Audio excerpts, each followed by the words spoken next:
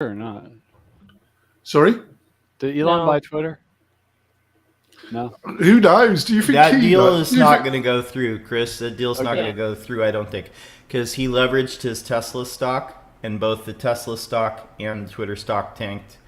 The board of the board of directors, they want him to honor the original deal, and he's trying to leverage a different price, and they're like, nah. So he's going to end up paying a penalty on that. And the SEC Never might be gonna go investigating too for stock manipulation as well. So Oh, he'll pay the fine. Well, yes, I had heard various people saying that, Musk was basically doing this as a way to unload a bunch of Tesla stock. I think I don't know. Who knows what's going through somebody's mind? Yeah, speaking of things I He's an don't want to know, edgelord. the inner workings of Elon Musk's mind. Yeah, that would be advisable, wouldn't it? Don't wanna But go who there. knows? I slightly disagree with John. I actually do think he's going to buy it, actually, because I think his ego is so big.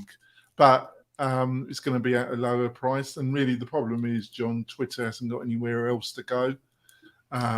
They've become so toxic and hot. And they've been trying to desperately sell it for the past couple of years. if you think it's toxic now, like yeah, that's the thing. if Elon takes it over, it will crater. Because he will bring back the most toxic elements. Well, It's actually a really great tool. You just have to follow the right people and Yeah, kind I of mean, be I in don't touch with see the right a lot of the communities. toxic stuff because of who I follow and so on, but it's certainly out there, and I don't think it's very difficult to find because it's all not. People just don't want clickbaity. to put in the effort. Yeah. I think can be said about any community, though. I mean, they all have their toxicness. There's no community without toxicness. That doesn't exist. I'll give it another minute and then I'm going in. And if Spencer, Stephanie, we just have to play it by ball. So yeah, I don't get worked up about all this. I'm herding WordPress people, so it's like herding cats. Stop. Weird.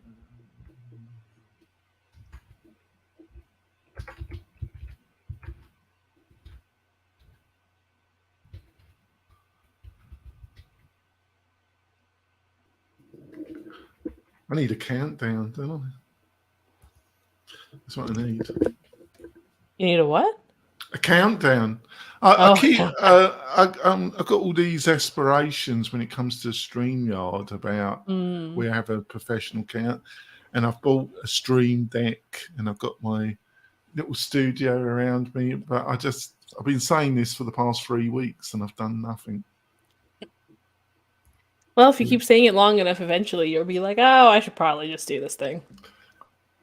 Hello. I would hope. Right. Oh, Spencer. Aruba! I wanted so much to meet you. Hello. Hello. Well, I love nice your to meet stuff, you. by the way. Hello, everybody else. Thanks. Hello, Chris, John, Sally. Great to see you. Aruba, I saw your video, those plugins and such that you made, the one like the ad letter post, and I was like, I gotta talk to her. I love that stuff. I'm glad to meet Yes, you. the paper cuts. Right. The paper cuts. Yes. I'm gonna go and hopefully Stephanie will join us. Right, so 3, 2, 1. Welcome back, folks, to the WP-Tonic show this week in WordPress and Tech. Another live Friday show. Got a great panel. It should be a great discussion. I'm going to let the panel introduce themselves. Unfortunately, Stephanie might not be the host. You might have to put up with me, Tribe. We hopefully Stephanie will be joining us for the second half. First of all, I'm going to butcher her name as I always do with our guests, Aruba. That's my best attempt. It's a great attempt. I profoundly apologize. Would you like to introduce yourself to the tribe? Yeah. Hi, I'm Aruba. I'm a WordPress developer. Newish plugin developer as well. I live in Calgary. Love to read books, and I'm really excited to be here.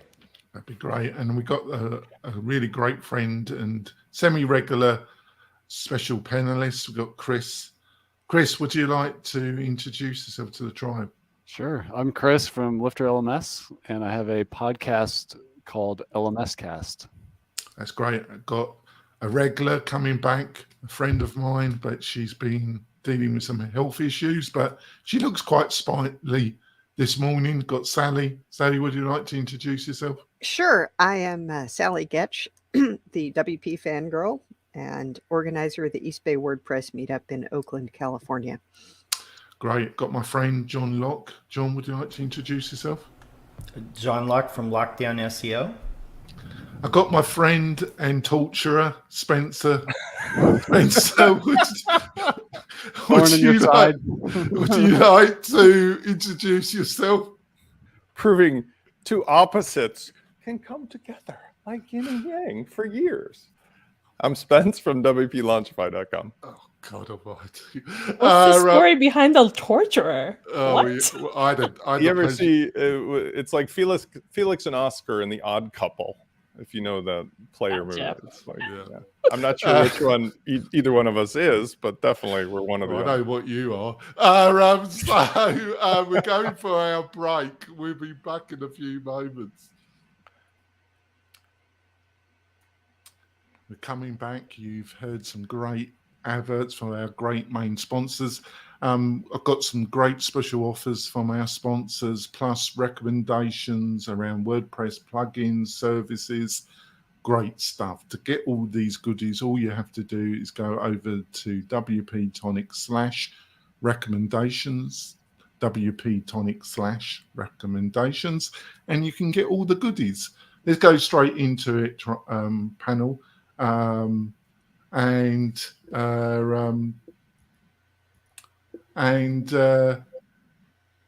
go straight into it. So WordPress 6.0, Arturo, whatever it's called, adds more templates and button style switching and locking URL. Just a great tavern. So let's go with Aruba. What do you think of this one? Straight into it, into the deep end of the swimming pool. I think that there's some really good progress in WordPress 6.0. I think it's interesting how WordPress 5.9 felt a lot more major than WordPress 6 does. But it's good progress. That's my short answer to that. It's a good progress release with some really helpful things that are coming and have come, like the block locking. I think is probably the one that's, as a developer who works with a lot of clients, I am excited about being able to have that be stable and work really well. But a lot of the focus has been in some ways on full site editing, which is not. I mean, it's awesome to see that progress, but I'm not ready to actually use it. So, Chris, what do you reckon? I'm excited for it. I think Gutenberg came out 3 years ago. I think it's been that long, and I feel like I'm still learning how to drive it. And it just gets better and better. Little annoyances like the thing with copying across multiple blocks now solved. I feel like I only discovered the list view thing like a year ago, even though it's been around for a while, and now that's getting better. So it's just continuous improvement, which I appreciate. And I have some more thoughts on it once we get to the last story about WordPress, but I'll save it for that. If we ever get there. Spencer, what do you reckon? A couple key features here have made my life better because thanks to Sally, I jumped into this, 2 years now? It seems like it was yesterday. But as Chris mentioned, the list view is imperative to surviving Gutenberg. You cannot live without. Now, I got to test this because I've installed this live on all my sites. I did try it first to make sure. Sometimes you want to wait for 6.01, but the point is you can hopefully now actually navigate the stuff you create with the list view because it allows you to select multiple things, move them into position, and hopefully give labels to things. I have to validate if that's true or not. But that in and of itself will make it closer to an Elementor/Divi experience. The other nuances are fine, but I'm raising my flag on the poll for everybody to hear. I'm going to be the staunchest advocate this year of killing the entire full site editing concept in favor of blocks and patterns. No, I'm being sincere. I'm not going to be the thorn in anyone's side, But I feel like one of the things I can bring to this community is a clarity of vision and like how to do things. And if we just had the Gutenberg editor blocks and patterns and everything along with that, and forgot that full site editing was ever brought into the conversation, I think things will move forward really quickly towards getting ourselves together. We've got Stephanie. Stephanie's going to be taking over after this story. She is the hostess with the mostess. You'll be so relieved, tribe. So Stephanie, what do you reckon about this one? I want to ask Spencer a question about what he just said. So what specifically are you saying they need to not do? Like, because isn't full site editing primarily like getting rid of the customizer and widgets? The basic premise In a is simplification, right? think of it like this. In the world that we've been living in, a theme exists that provides like Chris has, a whiteboard behind him, right?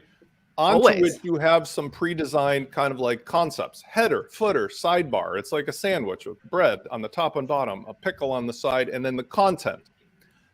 The Gutenberg changes the content editor part, right? But the theme is still responsible for the header, the footer, the sidebar, and we've got tons of amazing verticals already there. There's the Astro vertical, the Cadence vertical, the Generate Blocks vertical, and so forth. Even the old school stuff, like regular old themes do that. If we would just forget about this making WordPress into a full site editor, the themes will continue to do what they've done with the customizer or not, and we just focus on how do we deal with replacing the old classic editor with the new Gutenberg and the stuff in it. And that metaphor, everybody's already here. We've already arrived. It's just who's making the stuff to go in the sandwich, not, oh, by the way, we're going to replace the entire mechanism for making a sandwich. We need our sandwich artists. Like at Subway. Well, I'm just saying, like, too much too soon. I do think that, you're right. But I think that the customizer has not been good. Like, it was epic when it came out, and then it's just been pretty much like always needed. But if you look at how when I say the verticals, so if you are a fan of Cadence, which I am, or Astra, or whatever, or Generate Block, or Generate Press, when you look at what they've done to customize their theme in the customizer, their navigation of that is really easy. It's like Wix and Weebly Squarespace level of easy.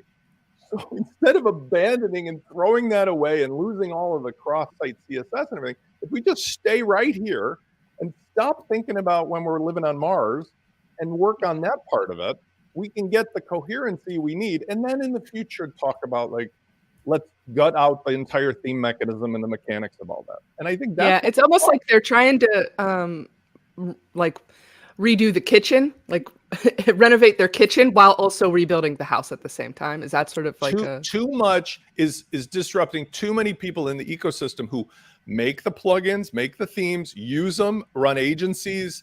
They're end users who come in and go like, I don't get it. Like, where do I even begin in WordPress versus Wix? I mean, man, a guy picks me up at the airport, drives me to the Four Seasons, massages my feet, gets me dinner. It's like everybody else has an ecosystem that like, it's so simple. And WordPress took everything that was like economy, user-based or, contributor-based and threw it all out the window and said, good luck to all of you. Like, figure out how you're going to work together. And I think that's what's causing the most frustration right now. Speaking of working together, let's jump to our next story about the WeWork guy. Boom. How about that transition? We are not bad. We are jumping to the article on Yahoo, which my browser just jumped away. Okay. Adam Newman's blockchain-based redemption story, now sponsored by A16Z. Please, Stephanie, can I start on this one? Please. I would be thrilled to hear your comments, Jonathan, because honestly, I feel like we don't talk about this guy enough. I think this is like one of, not because he's important, but because this is the kind of thing that you and I love the juicy gossip about, because this guy's so crazy. All right, go for it. I'm not going to say much about the other stories because we've got a large panel, but I've got a remark about this one. It's delicious, isn't it? It is a delicious story, isn't it? These two wackos, why anybody would invest any money in anything these two run is mind-boggling, and it's and they choose this particular vertical to reintroduce themselves.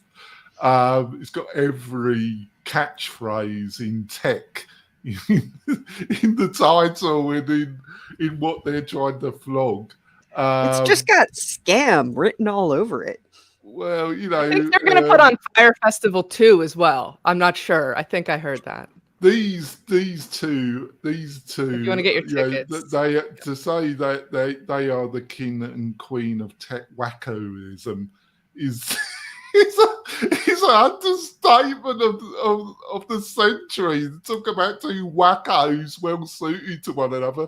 I think they got 6 kids anyway. They, you know, their time man. You've got to be impressed with their time management, and yeah, that's my little bit, Stephanie. It's just gloriously delicious story, isn't it? It is. John Locke, what do you think? Yeah, I don't understand like the fascination with people like this. It's very obvious. I mean, this contributes nothing. Like, you're going to sell carbon offset tokens, but you're gonna put it on the blockchain, and you know, And use a lot of carbon. Exactly. Right. It's just another grift. I wish people would like focus their energy on things that actually benefit society as a whole, but those problems are a lot tougher to solve than these. So And apparently not as sexy to the VCs.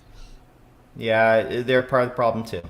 So I want to know who on earth's going to invest in this. Maybe Spencer knows. I just want to know who's bonkering. You got to understand who you're talking about. Like, the audience of people. First of all, it's Andreessen Horowitz, and the audience for whom they take money or make money are the ones living in floating space stations around Earth right now because they have the means. And so grift doesn't begin to describe how somebody can con SoftBank out of billions of dollars, not go on trial, not go to jail, and then come back funded by what is otherwise one of the more respectable, you know, Silicon Valley firms. The fact that this is being done in plain view kind of is along the lines of our news stories of Elon Musk now being sued for grifting the Twitter investors, because it may turn out the whole thing was a big sham in order to drive the stock down and destroy the company or whatever. And so we're living in a world where we're seeing like kings battling on the battlefield with their peasants and throwing bodies into the mess of it all. And we're all the victims of this because the stock portfolios, the interest rates, the racial tension, the school shootings, all of this is, these people are impervious to it. Like, they're just floating above, watching the little pieces on the board of their Monopoly chess game that we live in. And it's fascinating because the only thing that we all share amongst us is awareness. If we would all just awaken a little, not to use the term woke, but it would just look at what's happening and say, like, this is affecting us, it's not affecting them, it would be over. But in crypto, come on, like, crypto was already revealed to be the problem that it is, which is it can't be the Wild West that they make it out to be. It's, you know. Chris, what do you think of this story? You always have a lovely humanitarian spin on things that after we bash people. Come on, Chris, do a bit of bashing, will you? I can't speak to the legality of what Newman's past and everything, but I am very much interested in Web3 and crypto technology. And I do think it's the future, but I don't think it's going to replace the past. And what I mean by that is not everything needs to be decentralized and on a blockchain. Maybe carbon credits, they don't need to be on the blockchain, but maybe things like driver's license, real estate deeds, old school, Social Security, these things that are a database of sorts could move to modern technology. And that's really what a smart contract is. But not everything needs to be decentralized. And there's a lot of pain happening in the market, like with the recent Luna crash, which was supposed to be powered around a stable coin, which wasn't supposed to drop and stuff like that. We should talk about that next week because they're getting ready to launch Luna 2.0. And Make a note, Jonathan. Put that on the list. I think we need to separate out the shady founders and then the conversation around the technology. And not every crypto person is shady, and not every technology needs to be on the blockchain. So Greg Hyatt has commented, "We love you, Greg, and you always keep the chat going even when it's only you. And this might be my favorite comment you've made yet. Things need to be off the chain, just like me." We agree. That said, why don't we jump on to our next story? Very much a WordPress story. We're going over to masterp.com. The title of the article here by Rob Howard is "What Does Shopify's Crash Mean for WooCommerce?" Aruba, Chris has some thoughts on this. Go, Chris. You're on a roll. I'll just go quick. I think the answer is nothing. And the reason is because they're apples and oranges. Shopify is a publicly traded company. It's a traditional SaaS, software as a service, with the economics around that. If you look at, and WordPress is, while it's software, is very different. And if you look across the traditional 50 to 80% declines in the SaaS tech stocks, a lot of the advice given by the venture capitalists and the in that community is right now is to fire 25% of your people, to pare back all expenses, and basically just try to survive over the next 18 months to 3 years. WordPress is very different. It's not as well monetized. And, in many ways, this is WordPress, and in this case, WooCommerce's moment to really shine in a recession where there's not monthly SaaS pricing except for your hosting account. And this is a big opportunity for WordPress, and I'd love to see Automatic take advantage of that in terms of getting more users on WooCommerce in the next 18 to 36 months. Aruba, do you have thoughts on this article? Yes, but I want to know what Greg means when it says one has a forward plan and the other is, which one is which in Greg's opinion? Okay, for those who aren't watching, Greg Hyatt, we have a comment of his up on the screen. Two very different beasts. One has a forward plan, the other is trying to play catch up. So, Greg, explain yourself for Aruba here. And then do you have any thoughts on the article? Honestly, I think that Rob has a good perspective on it. And I agree with Chris. I don't think this affects WooCommerce per se. It is WooCommerce could play up the situation and be like, here's why we're better and you should, go with us. But it is true, Shopify is easier to start up with and do things with, whereas WooCommerce can be prohibitive if you don't have access to maybe extra money for premium extensions or the ability to code some stuff yourself or hire someone who codes. Once you get past the very, very basics in WooCommerce, it becomes infinitely more complex unless you have the time to invest in making it something custom that works for you. But that being said, even though they are different and people don't always compare the two, I think that they compare each other to each other. So it would be interesting to see what WooCommerce and Automatic does in response to this, whether it's a subtle pivot or a subtle change in marketing or something. But we just lost your video. My camera. We can still hear you though.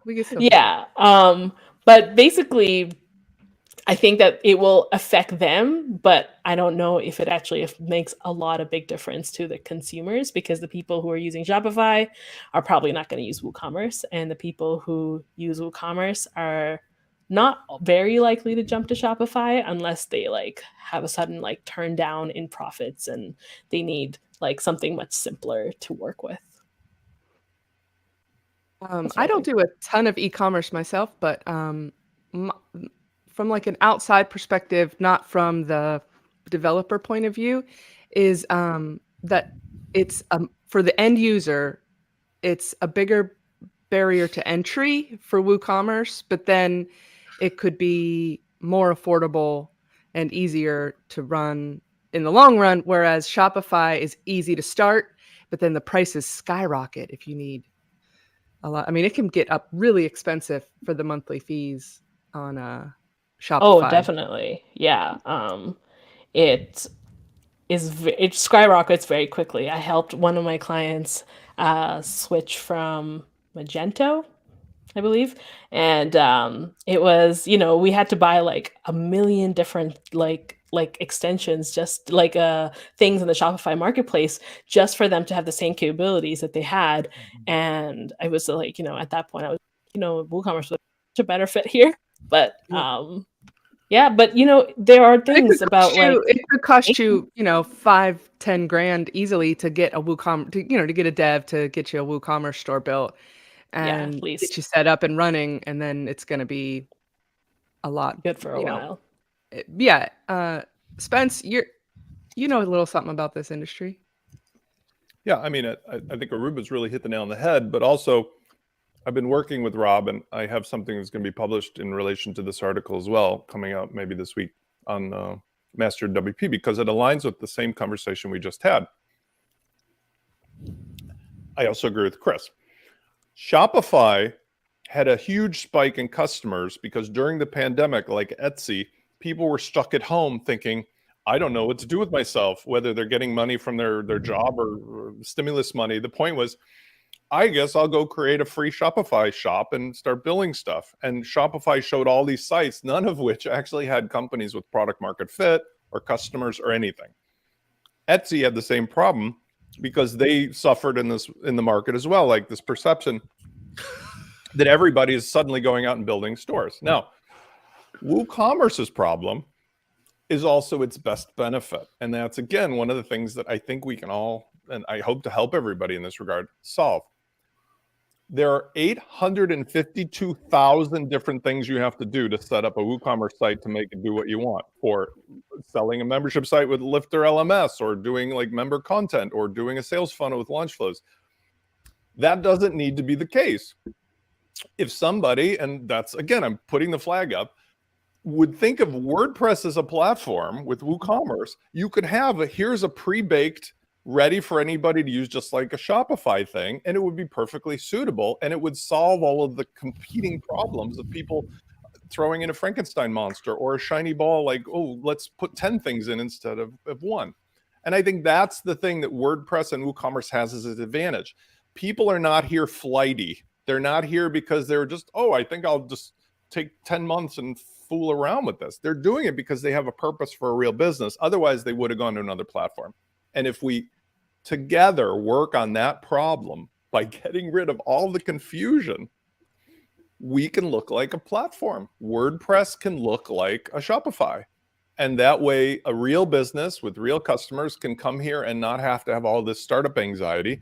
And even a small business owner can come here and immediately get satisfaction, instead of, like, I call on Chris a lot, because like, instead of going to one of those platforms that let you sell, your courses and stuff, you could just do it. And Rob says that in his thing. He says, if you want to address the entry-level marketplace and compete, an open source, fully portable DIY WooCommerce platform would be cool. And that's what I'm talking about. Can I say something? I think the other thing in the article, Stephanie, is, which I thought was quite insightful. I think the problem with Shopify is what's happened to Netflix. I think Shopify was really successful because it was the only real SaaS platform that you could consider to utilize, really, if you were in e-commerce. I know there was like big commerce and there were some others, so you might dispute that particular comment. But now, with Squarespace, what Wix is doing, what a load of SaaS providers are doing, is it looks like it's going to get it's going to get very more competitive for Shopify, a lot more competitive. So I thought that was insightful in the article. Sally, do you have any thoughts on this? Well, in a way, I come back to Chris saying, what does this have to do with it? Well, nothing. I mean, Shopify's stock market crash is the result of its stock being wildly inflated during the pandemic. It's the same thing that happened, as people have said, to Zoom, to Netflix, to Peloton, the world opens up again. I mean, there's two things that happen. One, you reach the saturation point where all of your most likely customers are already using your product, or a similar product. And two, the world opens up again and people get back to the stuff that they used to be doing, instead of trying to run a shop. And of course, people discover that, it's actually not that easy to have a store that really does anything, and makes money and is successful. Very true. Any final thoughts before we run on to John, you got something? Yeah, I got some. So, yeah, WooCommerce, I mean, is fundamentally different from Shopify, because Shopify is a hosted platform, and WooCommerce there's no comparable offering that Automatic has, like Shopify, where they host everything and they give you all the functionality. And some of the things that you have to pay for in WooCommerce just to start are there, even on a basic plan in Shopify. Now, for mid-level e-commerce, like WooCommerce is probably a good bet.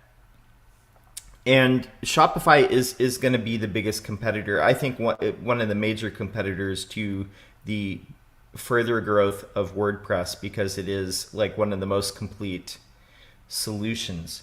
But there's something that I ran into very recently. I had a larger project that was closer to an enterprise project recently. And one of the things that we found out about where this client wanted to go is automating a lot of things. And I ended up referring the second half of this project to another company. But one of the things that they pointed out to me is that WooCommerce doesn't have as many endpoints to where they can tap in and connect different things as Shopify or even BigCommerce. So this is an opportunity. And the other thing I think that could stifle WooCommerce's growth, it's good if you have a developer to help, but if all these things that you have to buy, like the extensions and the different things, it becomes very cumbersome after a while. And when you want to add different functionality and everything is like adding on like another, 99 or 199 a year, it would be easier and I think a lot more beneficial to the growth of the platform if WooCommerce would just have a selection where you could just pay like an amount, like $5.99 a year or whatever it is, and have access to all of their authorized extensions. That would be a lot better, I think, in the long run for WooCommerce, because it becomes a kind of a tangle trying to deal with all that. And like Greg says, he'd rather pay $1,000 to one person for a complete solution than relying on multiple moving parts that can lead to a catastrophic event. And that's exactly where a lot of mid-sized businesses are. For sure. All right, guys, any final thoughts on this article? Um, Oh, Jonathan. Okay, great. Sorry, I didn't give you enough time. Sorry. I'm not going to go in enormous detail, but in some ways I fundamentally disagree with John. I understand where he's coming from, but number one, if you really worked, and it's been a while since I've worked on a really large Shopify project, but the reality is to get real functionality, you have to go into the Shopify third-party extension ecosystem, and it's more, if you think WordPress is a bit of a Wild West, delve into that particular scenario. So this idea that you're going to get a centralized and not have to deal with any of the things that you might have to deal with WooCommerce, in my opinion, and I might be wrong, is a fallacy. And the other thing is, yes, you're as what Craig said in his comments, yeah, it does seem initially to be great that you can go to one vendor the problem is when you need some functionality that they're not providing, and then what do? You're stuck. You have to adapt your business model to the vendor instead of being able to adapt the platform to your business model. So it swings and roundabouts, Stephanie. Yeah. Either way, if you're doing Shopify or WooCommerce, you're going to need a developer if you're getting past a basic site, period. But it's still eons better than Magento. Yeah. Oh, definitely. Oh God, you make me sweat there. I mean, I think that John said something really important there, and the fact that Shopify has like this insane amount of extensibility, and I have some experience with it, is still the problem that WooCommerce still has, because it's, you know, my brother-in-law used to work at a company that just did Shopify, and it was so easy for them to integrate into anything that the retail store or company might be using. It was like, yes, we can absolutely integrate with a Shopify. But when it comes to WooCommerce, it's not always that straightforward. It's not always that easy. And I think that is like the biggest factor that's maybe stopping WooCommerce from being used in a large scale by more complex stores right now. So, yeah. Greg says, try one of Shopify's tax extensions. That'll have you pulling your hair out. Yeah, but like, when's the last time you set up shipping rates in WooCommerce? Like, that's also a nightmare. Like, you know. Oh, yeah. Anyway, guys, we do have to move along. It's time to hear from our sponsors. We got to pay the bills around here. We will be back in just a moment. Okay, we're back. And I just want to remind everybody that right after this show live, we have another live show coming up with our pals Jonathan Denwood and Spencer Foreman, and they will be this show is now officially titled the Funnel Building Live Show. Right? For this week, it's officially titled Funnel Building Live Show. Every Friday, 10:30 a.m. Pacific, Jonathan and Spencer will get on and run through some funnels and talk about all things connected to building funnels in WordPress. If you would like to have your site, your funnel analyzed by them live on the show, shoot them a message, and you can check the show out on the WP-Tonic YouTube page. Now, back to our stories, if I can find the right window. The next article we're going to is on TheVerge.com. It's an article by A.D. Robinson. I don't know if Robertson. I just butchered that name. Sorry. Why we need a public internet and how to get one. That title, I thought it was going to be talking about like internet access, and I was real excited, but it's a completely different story than that. Chris, do you have some thoughts on this article? I see you nodding your head. You're ready to jump in. I do. There's a quote in here where Robinson says, "What I would like to see above all is an internet that is populated by spaces that are truly designed, developed, implemented, and governed by their users." That's his North Star. So this goes back to, kind of the Web3 conversation, in the sense that a lot of the, big tech, internet, social media stuff, a lot of that ownership and control and governance comes through the wealthy, the VCs, and there's even laws in our countries where you have to be an accredited investor at a very high income level to even be able to get a seat at the table as an investor or have the potential to become a board member in that way. So one of the cool things about what's coming, and it looks a little weird now, it looks like the Bored Ape Yacht Club as an example, but this is actually the future when it comes to these things called DAOs, which stands for Decentralized Autonomous Organizations, and NFTs. Instead of selling like art with monkey faces, this is the future of equity. And the way I like to describe it as universal basic equity, which is different than how we're used to thinking about that in terms of universal basic income. But everybody should have a right to participate in owning and governing their, the internet and the businesses that they want to be a part of. So that's where we're heading, and we'll get there. And what we have now is a situation where the government is kind of past the buck. to the companies, to the private sector, to do these kind of governance and decide who to deplatform or not and stuff like that. We need a much more of a legal framework and not put CEOs or DAOs even in charge of enforcing the law. Like, this is the government's job. And this is why as soon as Elon Musk finishes acquiring Twitter, he needs to go hire Morton to be his chief ethics officer. And let's make the magic happen. Spencer, what do you think about this? I mean,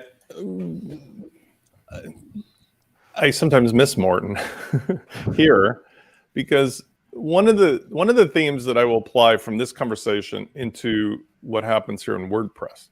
I hope it's another illustration, because your illustrations have been fire today. Let me paint you a picture, Stephanie. I got a big magic marker here. We have an unusual situation. Remember years ago, we talked on this show about that experimental neighborhood that had a website where everybody knew their neighbors' names and they acted differently? Remember, it was like a Colorado or something. It was Stephanie, I think it was before you were on the show. But we discussed how anonymity on the internet, including that of corporate governance, creates a different perspective or output than if you were Spencer Foreman speaking about things that I'm accountable for forever, right? Politicians can immunize themselves from that, but normal people, they don't do nasty things as much when their name is attached to it. Anyway, to the point of public internet and politics, okay. In the WordPress space, I think one of the things we've lost as of late is the sense of personal name recognition accountability for the fact that we're all in the same boat, rowing together, or, you know, floating together.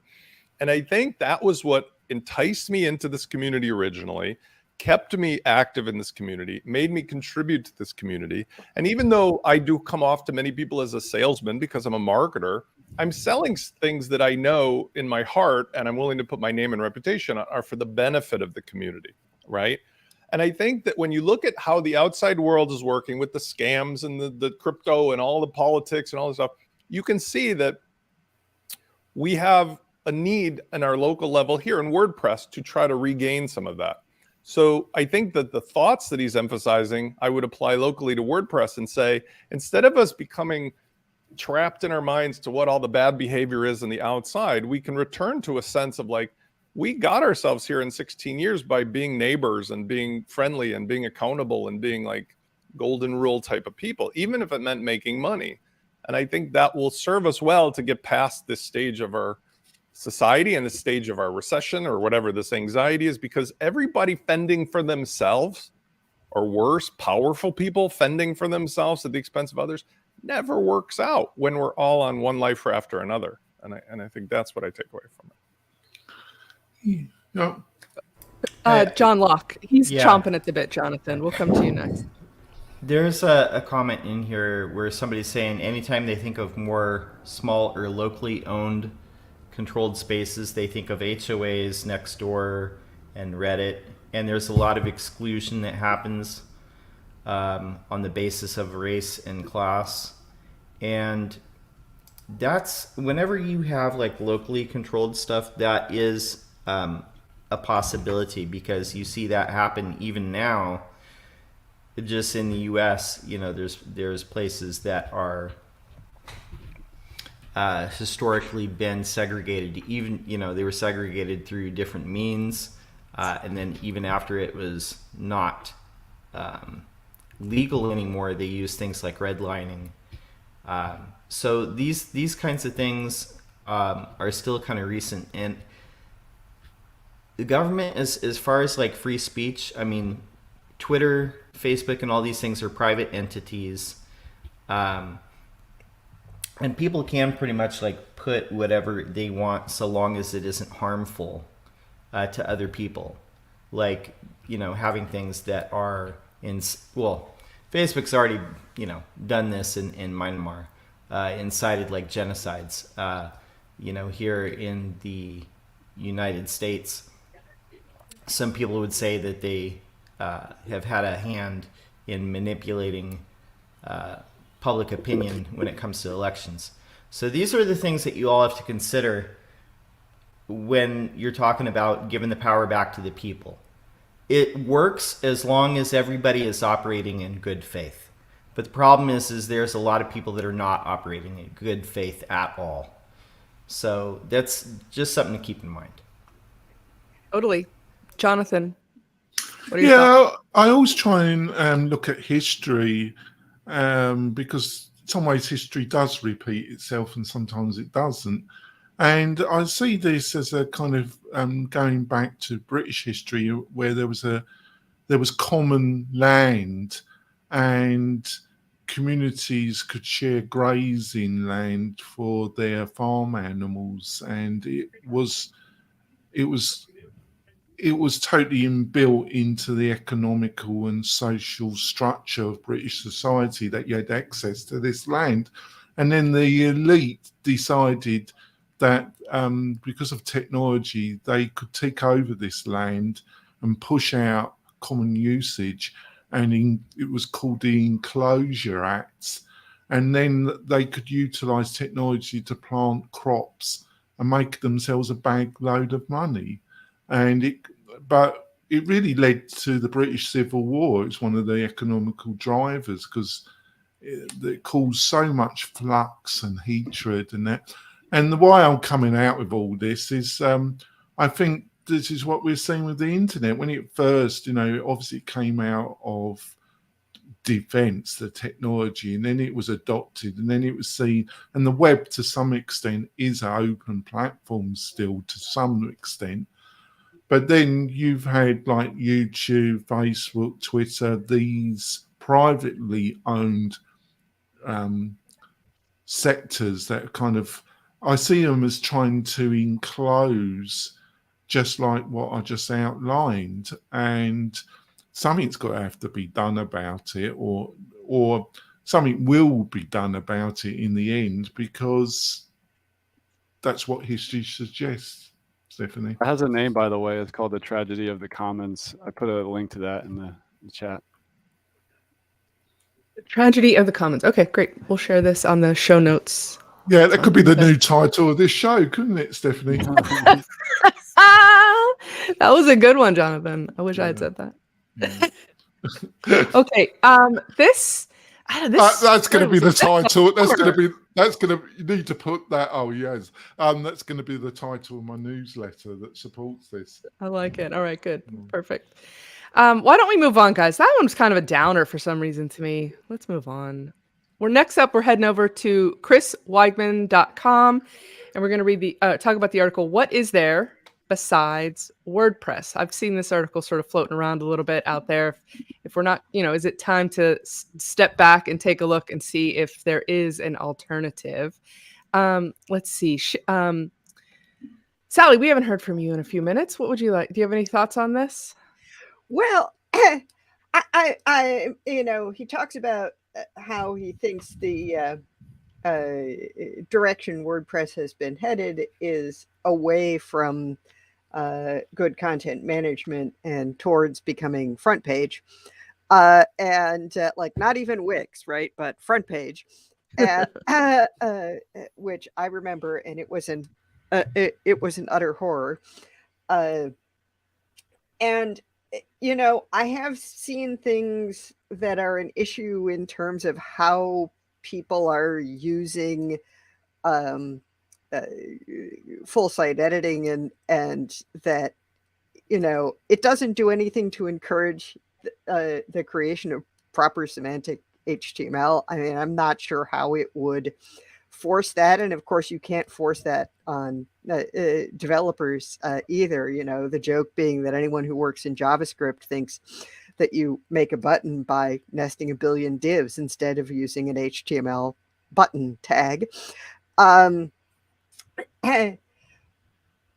don't know, however, that in terms of managing content, things like creating custom post types and custom taxonomies and anything, that hasn't gone away. And most of it was not something that you did in the UI.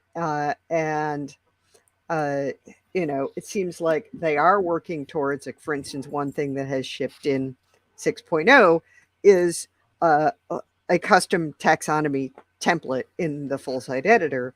So, you know, I'm not sure that's true. Now, performance issues with the database and all of those kinds of things, yeah, that's happening. And you know, it seems like what Chris is saying here is, well, I really haven't found something that has a better, you know, a better tool for both managing the content and publishing it. And he's thinking about, you know, installing a plugin to generate a static site from WordPress, for which there are various solutions and hosting platforms and so on. So it is kind of a watch this space. You know, well, I'm really frustrated with it, but I can't actually find something that's enough better to be worth switching to. That about a lot of things in my life. Do you guys? Aruba, what do you think about this topic, about WordPress and Chris and I have talked about something like a lot of like these similar topics a little bit on Twitter too. I think the frustration is that it's true, those things like custom post types and things haven't gone away, but the problem is they haven't necessarily been innovated on very much either, and they haven't changed very much. And there are possibly, you know, UI additions coming related to them in full site editing, but there's so much more that we can do in terms of content management. I mean, I created a little plugin called Quick Post, and Quick Post comes from this idea that it should be easy in a content management system to be able to easily create new posts. When you're in the block editor in Gutenberg, if you're in full screen mode, how, you know, it's sort of in a way intended to be used. If you want to make a new post, it takes like 3 clicks to go make a new post. Whereas back in the classic editor, it was right there. There was a little add new button right there when you were creating a new post or working a new post. You can click it, you can make a new post. You know, the content production pipeline is part of a good content management system, and it should help you produce your content in a streamlined, it should make it easier for you to do so. And I feel like WordPress isn't yet innovating in that aspect anymore. And in some ways, we're in this weird transition space where it in a way almost hinders it sometimes. And I think that's where a lot of that frustration comes from. It's like, hey, we have these problems, we should fix these problems. Why are we now moving to a totally different new problem, which is called full site editing, and now working on that when this thing is still half-baked, you know? The tragedy of the commons. No one wants to go fix the paper cup. Exactly. They want the sexy thing. Exactly. Jonathan, jump in. Yeah, I personally think this is all linked to Gutenberg, be quite truthful about it, because I have never come across in the WordPress community such diverse views about something. I was interviewing Christina Hills yesterday, and she's taught thousands and thousands of WordPress newbies to WordPress. And she says, well, I won't teach in Gutenberg because in her opinion, it's a mess. And then I've got people like Sally and Spencer that love it. And I'm kind of stuck in the middle. I see the possibilities, but I think, I can't. I'm still going to stay with Animator. And then I have other people that love Divi. But I've never known anything that's caused so much diverseness and extreme of view from so many people that I respect. I don't think they're wackos. Yes, we were just all united in hating the classic editor until we got something to replace it, and then everyone wanted it back. So I personally I don't want it back. Right. I personally think that a lot of this has been caused by Gutenberg and how it's played out. Be quite truthful, Stephanie. All right, we have time for one last comment. Chris, go for it. I think I kind of have a solution here because I experienced a smaller version of this problem over in the LMS space. If one of Chris's last comments is that, simply put, WordPress is not a great option for a simple blog going forward, which is literally the original intent of WordPress. And there's three main users of WordPress. There's users, there's freelancers or agency service providers, and then there's developers who like extend it. Within each of those three avatars, there's beginner and then there's advanced, and that's a spectrum. But if we were to divide that up into 6 different avatars, which is a challenge, but that's what WordPress aims to solve. And when Chris says it's not a great option for a simple blog going forward, I know Chris is an advanced user, but that's kind of like a user in easy mode. He just wants user easy mode. Whereas, for one of the other use cases, they need a different config. So the challenge with Gutenberg, like you folks are mentioning with some people, it's like hard to teach newbies and stuff. WordPress is really good at adding things, but also having subtraction, not to take it away, but to hide it until later when they cross the chasm from beginner to advanced. That's where the real UI UX opportunity is. Yeah, I think you're right. I think his perspective is sort of a bit of a narrow one. He says earlier in the article too, where he's like, I'm not going to find it real quick, but basically like, what do I care? Like, why do I need things to make it look fancy? Well, a lot of people want that control and to be able to customize things and make it look fancy, He didn't use the word fancy, but you guys know what I mean, which is like, so he's just got his little narrow worldview. But like you're saying, Chris, there's all of these different worldviews and use cases that it's not, there's no simple answer to the solution. Unfortunately, we got to wrap it up and move on to our recommendations for the week. Who wants to kick it off? Let me see. Wink at me, blink at me. Nobody? Everybody? Come on, John Locke, you got one. Yeah. Come on. So my recommendation is a Twitter account. I've been following him for a while. I think I unfollowed him, but I'm following him again. Christopher Bowsey. Now he has a product that's linked in his bio called Bot Sentinel, and this checks basically gives it a score of different bots that are on Twitter, and it has lists of different in these categories, accounts that are in these categories. Normal. Yeah, but John, that's it. But John, that's everybody. No, I mean of like ones that are specifically listed as normal, satisfactory. That's like the okay. And then disruptive or problematic, ones that are basically just there to stir the pot. So it's a very interesting thing. You can see in real time like what's being deactivated, suspended, unsuspended, how many are being added in real time. But his Twitter account is very insightful, and you're going to see a lot of things that are very interesting. So I would advise, go give it a follow and check it out. Great. Sally, what do you got for us today for the tribe? Well, of course, by the time the audio is released, it will be over. But today is the 19th birthday of WordPress. And this afternoon, my time, there is a big mega meetup to celebrate this, hosted by the South Florida WordPress meetup. So you can just search for that and meetup. And come join us for the party. I will say I'm hoping that by next year for the 20th anniversary, we can have another in-person party with a WordPress cake, which is what we did on the 15th. Excellent. Spencer, what do you got? I have an unusual video recommendation by a guy, Dotto, Dotto Tech.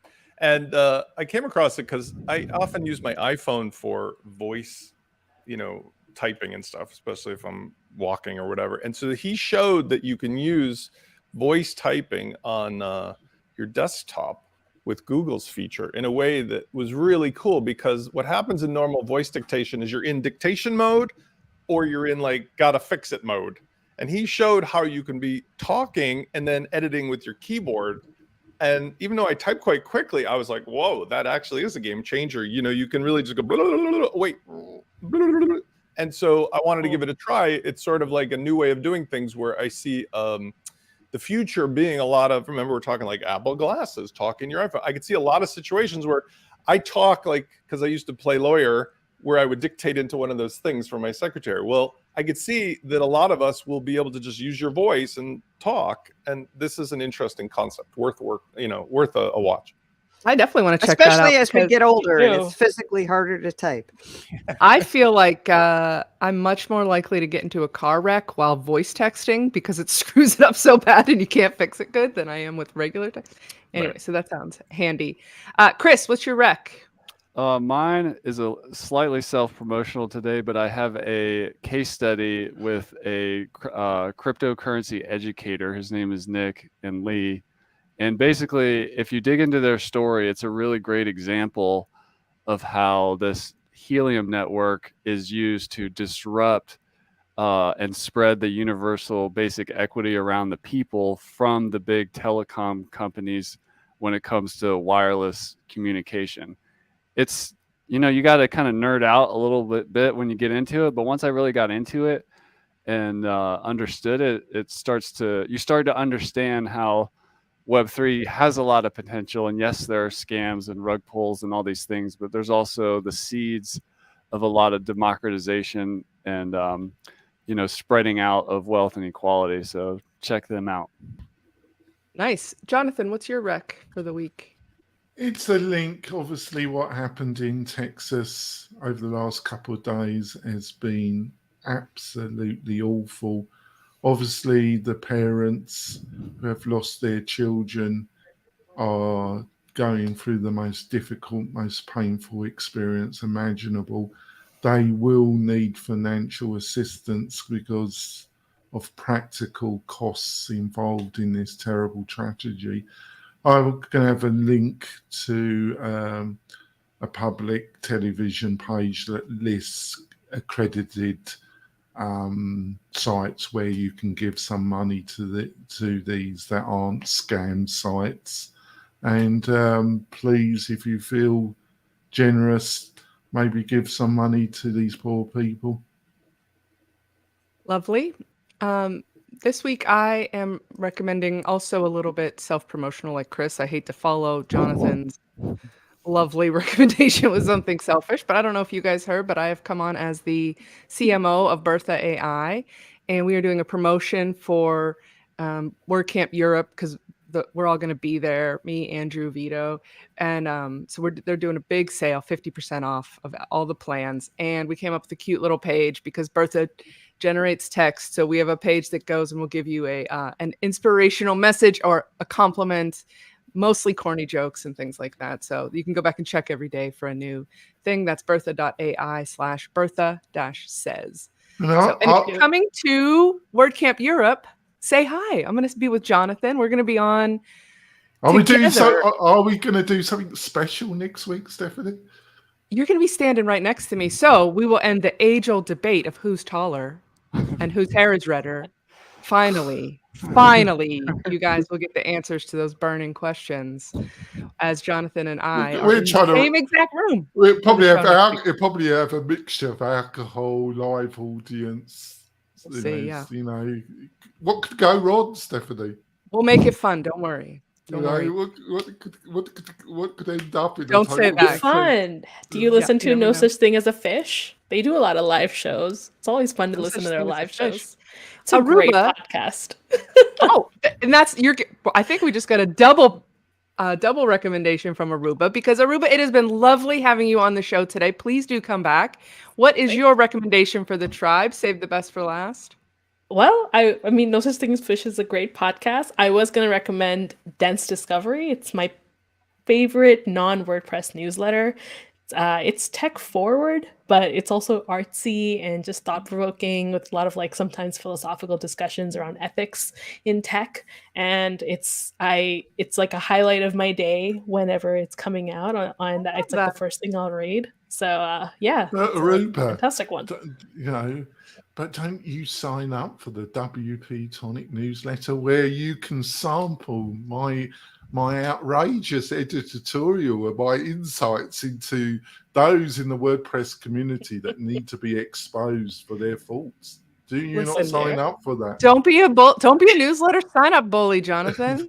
I should sign up for that though, because I would love to read that. Yeah. Crazy tutorial. Good answer. Yeah, great answer. Yeah, Spencer would never give me that answer. God, I did not actually agree with anything I say. That's his main purpose, is to disagree. I wanted to just compliment Aruba. I think at the beginning of the show it might have been, but like I read a lot of stuff, and I first of all love your sensibility with your add-ons or plugins, extensions, whatever we're calling our stuff these days. But I also love how clear and concise you put your stuff out there. It's really refreshing to me, is what I like to think as a person who makes my living as a marketer, to see somebody do such a great job bringing clarity to what you're doing. I mean, even the little, I call it tchotchke nature, but like just you stay right in the lane of here's a problem. This is what it is. This is what I do to solve it. Here's why you want to use it. Love it. Thank you. Love what you're doing. This Try to be is what simple, I'm talking straightforward. about. When the panel of WP-Tonic turns into a love fest, can you guys even stand it? Where are we right now?